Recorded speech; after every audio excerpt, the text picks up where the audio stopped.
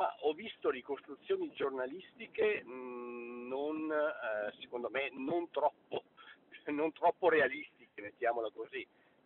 Naturalmente quando sei in aula ci sono dinamiche d'aula che non possono essere anche magari comunicate o gestite con chi non è presente fisicamente a Serafini.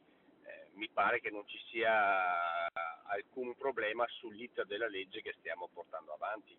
Tra l'altro, ripeto, una legge in linea con quelle delle altre regioni italiane. L'eliminazione del vincolo del doppio mandato per i consiglieri regionali prevista nelle modifiche della legge elettorale in discussione a Palazzo Ferrofini non sarebbe stata indolore, non perlomeno nel modus operandi, che secondo voci di corridoio e resoconti di stampa avrebbe irritato e non poco il governatore Zaia. Il motivo? Il cambio in corsa del relatore dell'emendamento, la cui primogenitura è di Fratelli d'Italia, ma che è stato presentato dal leghista Finozzi. Si dice che Zaia non fosse stato informato, ma il risultato della votazione, con tutta evidenza, non ne ha cambiato contenuto e scopo. Il Presidente era fermo sul limite dei 2 mandati per i componenti della Giunta e quella cosa non è stata assolutamente toccata.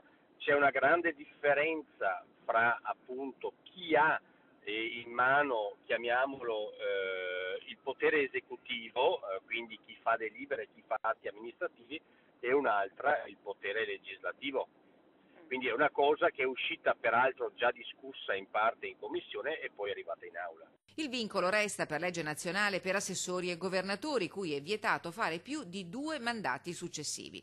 Ieri sera i lavori del Consiglio regionale sono stati aggiornati e il voto finale è nel calendario della riunione di martedì prossimo.